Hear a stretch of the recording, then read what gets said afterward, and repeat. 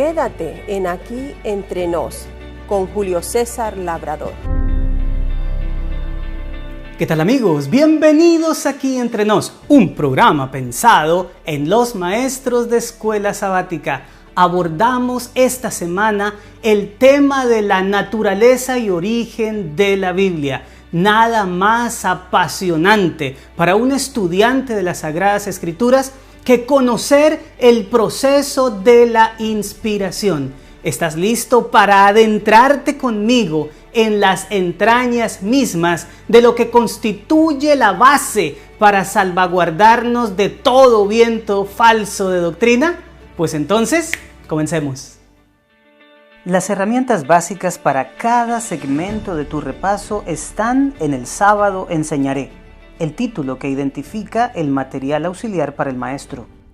Tenía la inquietud de saber quién era el autor del material auxiliar para el maestro porque no siempre es el mismo que escribe la lección. En este caso sí lo es. Los doctores Michael y Frank Hassel se comparten alternativamente varios de los capítulos de esta semana. Así que te invito para que revises en la página 25 a la 28 de tu folleto de maestros para que te des una idea de lo que los mismos escritores de la lección tienen para decirnos en esta semana.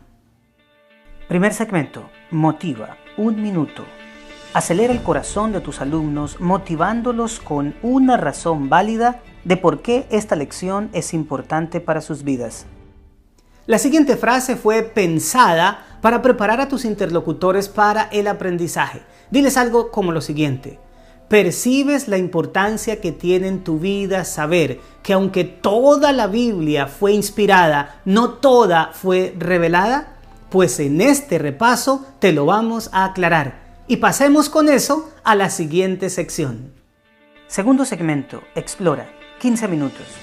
Extrae de la mente de tus alumnos los 3 aspectos más edificadores del carácter que la lección contiene.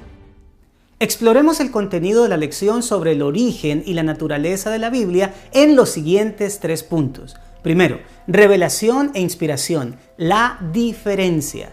¿Sabías que aunque estos 2 conceptos son complementarios, no significan lo mismo? Veamos. Hablemos de la revelación. Los siguientes textos van a ser muy clarificantes a la hora de construir el concepto. ¿Qué tal si los lees con tu gente, analizas cómo se recibe una revelación y después de esto tratas de definir en qué consiste este concepto? Los textos son Mateo capítulo 2 versículos 12, 19 y 22, Gálatas 1:12 y Apocalipsis 1:1. Si lo ves bien, los versículos de Mateo indican que los magos de Oriente fueron avisados mediante un sueño de no volver a entrevistarse con Herodes. José, por su parte, fue advertido mediante sueños a través de un ángel que podía volver ahora de Egipto a su tierra y le fue revelado de manera específica que fuera a Nazaret de Galilea. Gálatas 1:12 indica que en el caso de Pablo, la revelación no le llegó por intermedio humano, sino que el mismo Señor Jesucristo se la comunicó. Y en el caso de Juan en la isla de Patmos, la revelación también es de Jesucristo por medio de su ángel. Así que las revelaciones no son de origen humano. Es el mismo Dios quien da un mensaje a través de Jesucristo, un ángel o un comunicado que puede ser audible o visible utilizando el mecanismo de los sueños y las visiones. Así que el primer concepto ya está listo. Revelación es el mensaje que nos llega exclusivamente por vía divina, ya que de otra forma no tendríamos cómo conocerlo. Pero adentrémonos en la segunda noción. ¿Qué significa inspiración?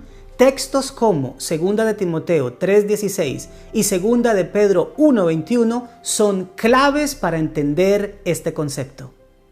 Nota cómo ambos pasajes se complementan magistralmente. En el primer caso se nos dice que toda la escritura es inspirada por Dios.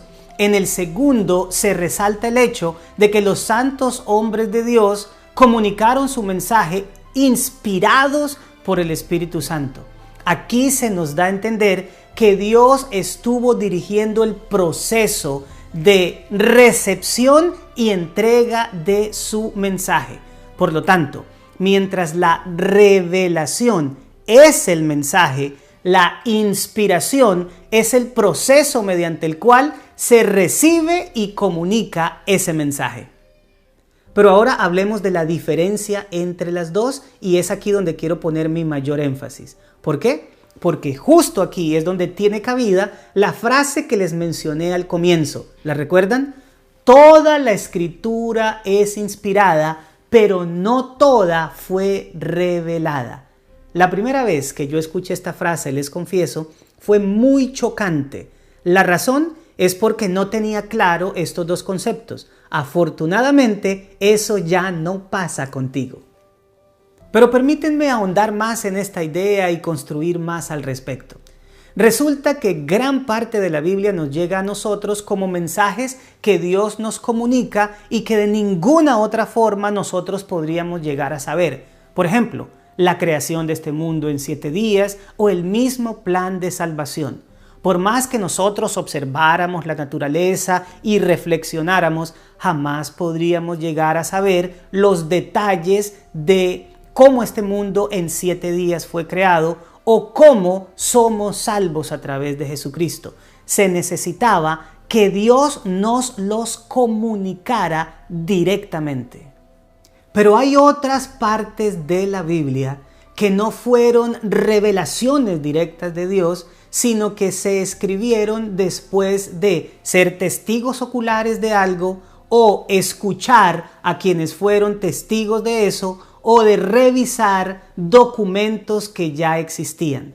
Quiero invitarte para que con los tuyos leas los siguientes 3 textos y por favor analicen cuál texto corresponde a una de estas 3 cosas.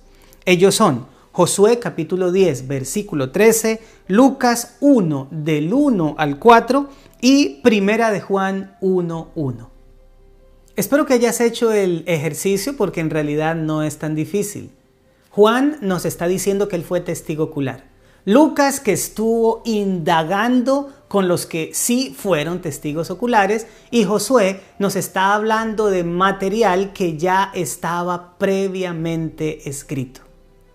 De esto se concluye que hay partes en la escritura que no se necesitó un sueño o una visión para conocerse, porque quien la escribió estuvo viendo los acontecimientos, estuvo indagando con testigos oculares o sencillamente estuvo estudiando material que ya se había hecho.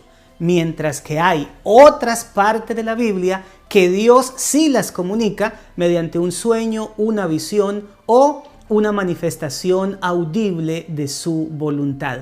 Esta es la mayor diferencia entre revelación e inspiración y justamente es lo que queríamos clarificar al comienzo. Toquemos ahora un segundo punto, la inspiración de la Biblia. Hay varias teorías en cuanto a este tema. Las principales de ellas son las siguientes. En primera instancia está la posición crítica. Hay mucha gente que estudia la Biblia, pero no desde la óptica de la fe. Ellos son eruditos en los textos bíblicos como lo son los arqueólogos en las excavaciones. Para ellos no hay nada de fe, no hay nada significativo, ni hay ninguna conexión espiritual con el estudio de la Biblia. Lo hacen sencillamente como una rama del aprendizaje. Para ellos no existe tal cosa como una inspiración divina del registro sagrado. A esta clase de estudiosos se los llama teólogos liberales o eruditos liberales. Estos utilizan un método de acercamiento a la Biblia que se llama el histórico crítico. Para ellos la Biblia no es otra cosa que el resultado del contexto histórico de sus escritores y que nada de lo que ella relata debe ser tomado como real a menos que existan evidencias para ello. Por ejemplo, ellos no creen que los milagros que se registran en la Biblia fueron realidad, ni tampoco que la forma en que Dios creó este mundo es literal. Para ellos, sencillamente, estas son ilustraciones para dar un mensaje moral.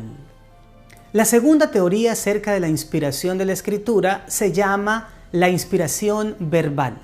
Esta surge como una reacción a la posición anterior. Aquí se manifiesta que la Biblia es completamente inspirada por Dios y que los seres humanos y su contexto no tienen nada que ver con lo que ella nos está diciendo. Para esta clase de teólogos, la Biblia fue literalmente dictada y cada palabra fue dada por Dios. Para ellos, quienes escribieron la Biblia no fueron más que los lápices de Dios en el proceso de comunicación del texto sagrado. Como para ellos el contexto histórico no cuenta, se convierten en intérpretes literalistas de la Biblia. Esto significa que no les interesa el marco en el que haya estado el escritor. Con las palabras que están en la Biblia es suficiente para crear todo el compendio de doctrinas del cristiano. Permíteme compartir contigo ahora una tercera noción acerca de la inspiración de las Escrituras. Se llama la inspiración del pensamiento.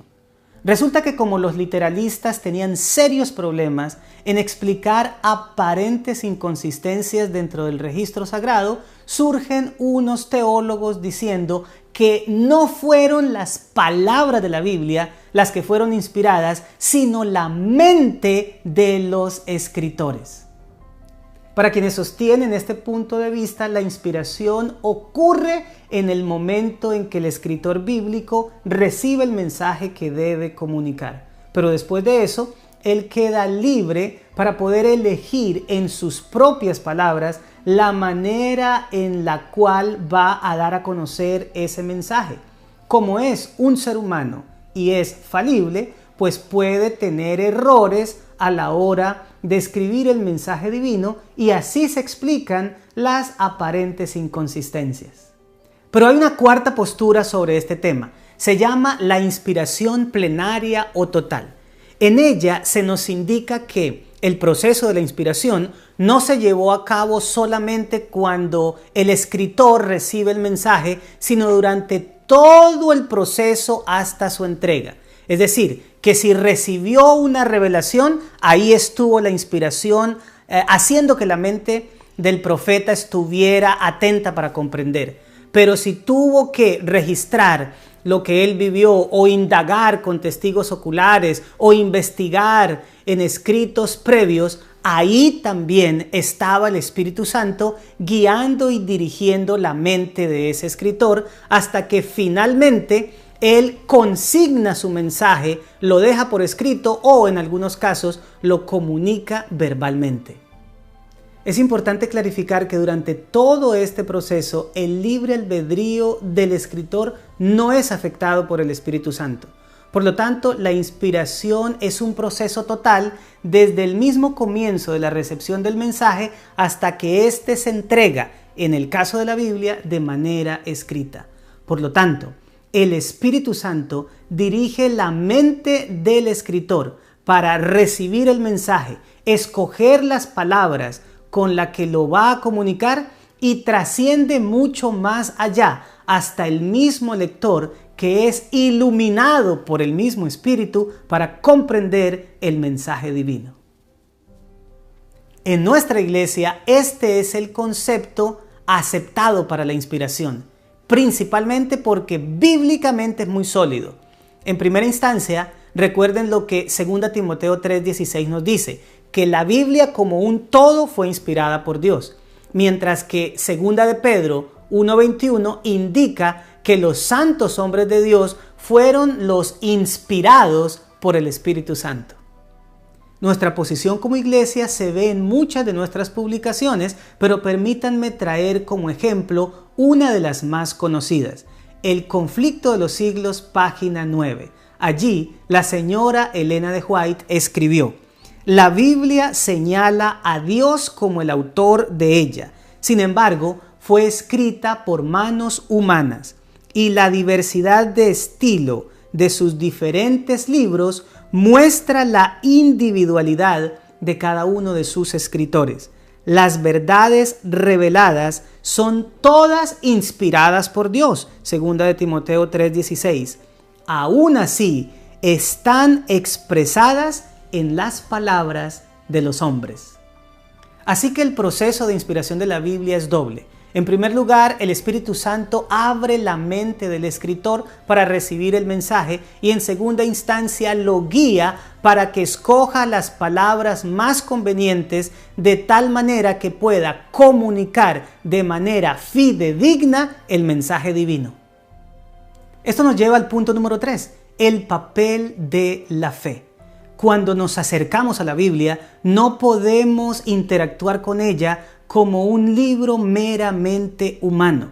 En el episodio anterior les dije que las Sagradas Escrituras comparten una característica con nuestro Señor Jesucristo y es el hecho de ser divino-humana. Esto significa que el mensaje de Dios nos llega a nosotros a través del lenguaje de los hombres. Estas dos cosas deben ser tomadas en cuenta porque cuando interactuamos con las Escrituras, lo hacemos con un libro que no es meramente humano, pero tampoco exclusivamente divino. Eso sí, estamos andando en un terreno santo, pero no se nos excluye de él. El mensaje de Dios es leído por nosotros a través del lenguaje de los hombres. Así que si quiero conocer la voluntad divina manifestada en su palabra, debe ser con el objetivo de agradar a Dios.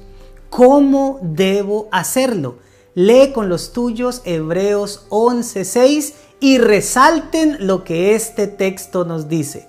Imagino que encontrarán ahí la importancia de la fe. Tercer segmento. Aplica 12 minutos. Plantea simulaciones de la vida real con escenarios que necesiten soluciones basadas en lo estudiado, estimulando así la participación. Y ahora llevemos todos estos conceptos al terreno de la aplicación. Observemos los siguientes escenarios hipotéticos. Primero, ¿cómo explicarías en tus propias palabras que aunque toda la Biblia es inspirada, no toda fue revelada? Segundo, imagina que conoces a una persona que cree que cada palabra de la Biblia fue dictada por Dios. Sin embargo, esa es una persona muy sincera. ¿Cómo le ayudarías a salir de ese error? Y en tercer lugar, la lección del viernes trae una cita del Conflicto de los Siglos, página 7, en la que se nos dice que las Escrituras son la norma del carácter, las reveladoras de las doctrinas y las examinadoras de la experiencia. ¿Qué significan estas tres cosas para ti? Cuarto segmento. Crea 2 minutos. Lleva la lección más allá de la clase. Desafía a tus alumnos a realizar una tarea durante la semana. Nada mejor que hacer una tarea para fijar los conceptos en la mente. Te invito para que durante la semana leas Deuteronomio 34 y después de esto investigues quién pudo haber escrito ese capítulo. Y para despedir a tu clase, concluye la lección de una manera sencilla y elegante. Decir que toda la Escritura fue inspirada, pero que no toda fue revelada, significa que hay partes en la Biblia que no se recibieron como producto de sueños o visiones, sino que el Espíritu Santo condujo a los escritores para que consignaran su experiencia o los testimonios de quienes fueron testigos oculares o sencillamente materiales que tenían disponible. Bueno, mis amados, esto fue Aquí Entre Nos, un programa pensado en los maestros y alumnos de la escuela sabática. Aunque estemos en este periodo de aislamiento, recuerda que debemos crecer compartiendo nuestra esperanza de que Cristo viene pronto. Nos vemos la próxima semana.